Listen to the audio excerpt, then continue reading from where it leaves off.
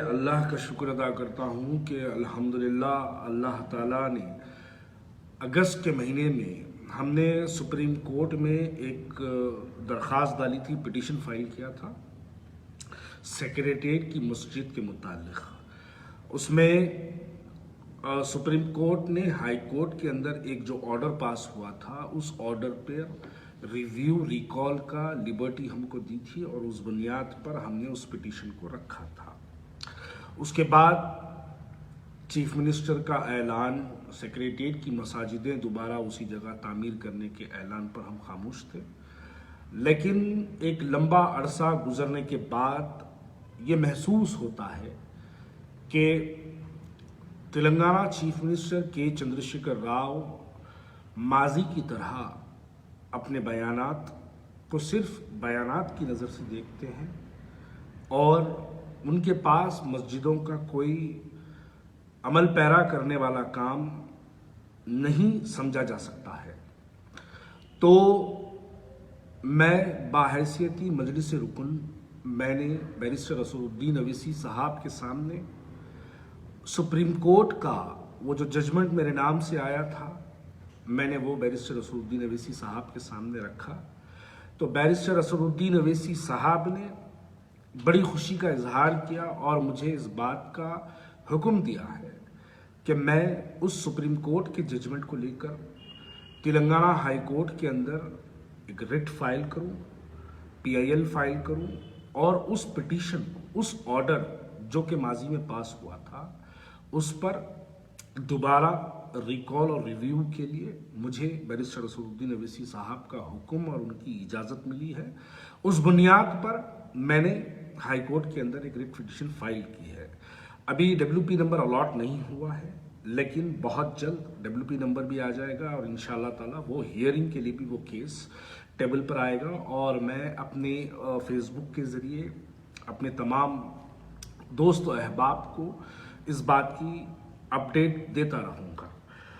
اب یہاں پر جو مدعا ہے، دراصل وہ مدعا یہ ہے کہ ہم انفرادی شخصی طور پر اگر ہم قوم و ملت کے مسائل کو اگر ہم اٹھاتے رہیں گے تو میں نہیں سمجھتا انفرادی طور پر، یعنی میرے شاید کچھ دوست اردو کو تھوڑا سا سمجھنے میں جو ہے تھوڑی تکلیف ہوتی ہے، تو میں ان کے لیے کہہ رہا ہوں کہ انڈیپینڈنٹلی اگر ہم لڑائی لڑنے کی کوشش کرتے ہیں تو وہ لڑائی ہماری ایک مقصدی طور پر لڑائی نہیں ہوتی ہے۔ ہم اگر متحد ہو کر، یونائٹڈ ہو کر اگر ہم لڑائی لڑتے ہیں تو ہماری لڑائی کے نتائج بھی بڑے پازیٹیو آتے ہیں۔ آج جس طریقے سے ہندوستان کے حالات اور شہر حیدرآباد، تلنگانہ کے حالات اور سیاسی سرگرمیاں جو فرقہ پرست سیاسی جماعتوں کی جو دیکھی جاتی ہے، جیسے کہ بھارتیہ جنتا پارٹی کے جو عزائم ہیں، ان کے جو ارادے ہیں اور ان کا جو مقصد ہے اور ان کی جو کوششیں ہیں اور ان کی جو اس وقت کی جو پولیٹیکل ایکٹیویٹیز ہے، یہ دیکھ کر میں شہر حیدرآباد کے تمام ان لوگوں سے دردمندانہ اپیل کرتا ہوں کہ اس وقت ہم کو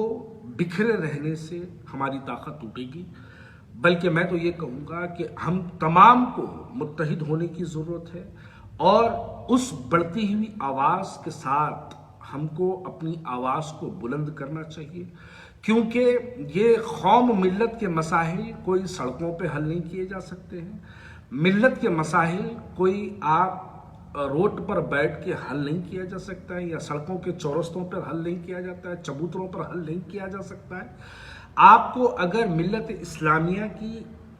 حقیقی اگر آپ کو جستجو اگر کرنی ہے تو آپ کو ایوانوں تک جانا ہوگا، اور ایوانوں میں ہی آپ قوم و ملت کے مسائل کو حل کر پائیں گے۔ اور ایوانوں میں جانے کے لیے حیدرآباد کی عوام نے اپنے دلوں میں مجلس اتحاد المسلمین کی محبت کو، بے پناہ محبت کو انہوں نے دلوں میں پالا ہے۔ اسی وجہ سے ہر الیکشنز کے اندر، ہر انتخابات کے اندر مجلس اتحاد المسلمین کو بھاری اکثریت سے ہر حلقوں میں کامیابی ہوتی ہے۔ اسی کامیابی، دیکھیے ڈیموکریسی میں ہوتا یہ ہے کہ عوام اپنا نمائندہ منتخب کرتی ہے، اور عوام اس بات کو منتخب کرتی ہے کہ ہمارے قائدین، ہماری لیڈرشپ ایوانوں تک جائے اور اپنی آوازوں کو اٹھائے، ہمارے مسائل کو حل کرے۔ उसी बुनियाद पर शहर हैदराबाद बल्कि नहीं, बिहार, उत्तर प्रदेश, महाराष्ट्र, औरंगाबाद, तेलंगाना के तमाम मुसलमान इस वक्त एक अपनी आवाज़ को बुलंद करने की जिद्दोजहद कर रहा है और वो आवाज़ को मुसलमान ताकत बख्श रहा है।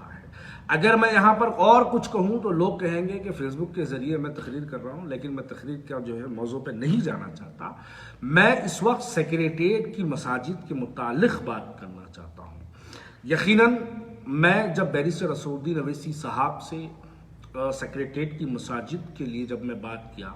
तो मुझे तो खैर बहुत से अल्फाज किए गए, लेकिन एक अल्फाज बैरिस्टर असदुद्दीन अवैसी साहब का जो मेरे में हिम्मत, मेरे में ताकत और मेरे में जुनून और जोश भर दिया, वो ये अल्फाज था कि बैरिस्टर असदुद्दीन अवैसी साहब ने कहा कि मस्जिद के मामले में no compromise. Barrister Asaduddin Owaisi साहब ने वाज़ेह अल्फाज में कह दिया कि हम मस्जिद के मामले में कॉम्प्रोमाइज नहीं करेंगे। हम मस्जिद हमारी आबाद होगी दोबारा उसी जगह, हमारी मस्जिदें दोबारा उसी जगह तामीर होगी, और ये चाहे देखिए किसी के बाप के बेटे में, बेटे के बाप में दम नहीं है कि हमारी मस्जिद को वहाँ पर जो है तामीर होने से रोके, क्योंकि मजलिस इत्तेहादुल मुस्लिमीन की तारीख गवाह है कि एक ऐसी ही हरकत कांग्रेस के चीफ मिनिस्टर ने तेलंगाना, आंध्र प्रदेश के अंदर किया था। उसके बाद कांग्रेस गुमनामी की जिंदगी गुजारने पर मजबूर हो गई है और एक ऐसी गुमराही की जिंदगी पर कांग्रेस चले गई है, क्योंकि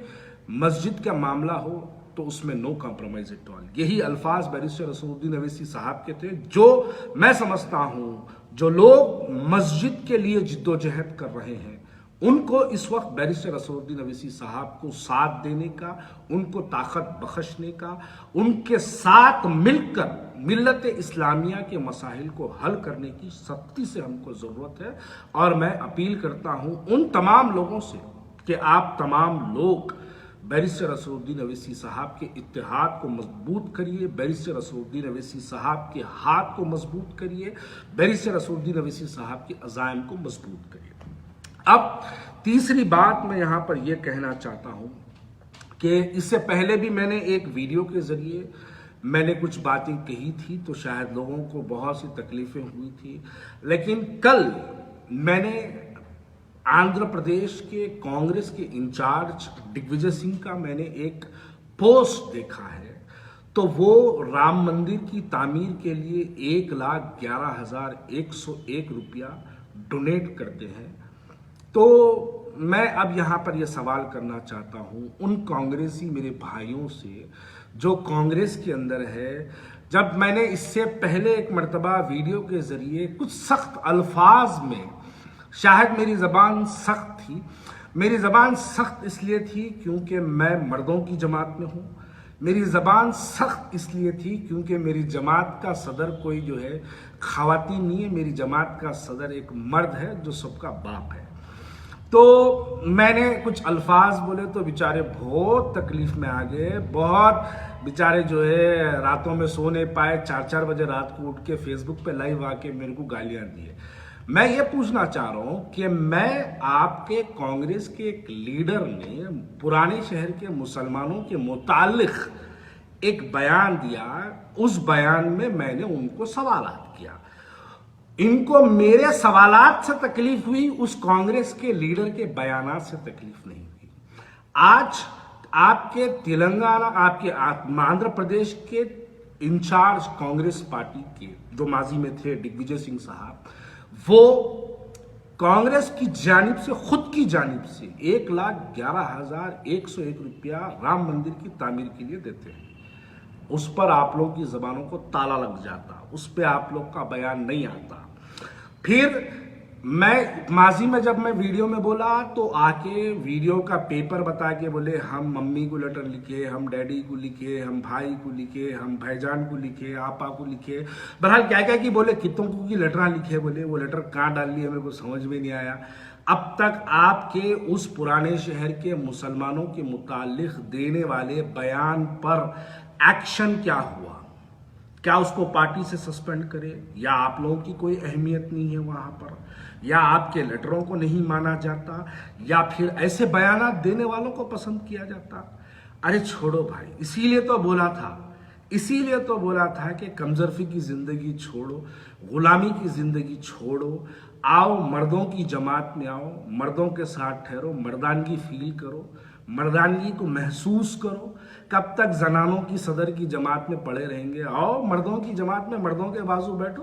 बात करो, आवाज भी देखो मर्द के जैसी निकलती बैठे। तो बहुत से लोग मेरे को बोल रहे हैं कि ख्वाजा बिलाल जब से मजलिस में आ गए वीडियोस बनाना बंद कर दिया। देखो, मजलिस की मुखालिफत में जब मैं था, जब माजी में मैं दूसरी सियासी जमात में था, मैं सिर्फ आप लोगों की तरह वीडियो ही सिर्फ बनाता था।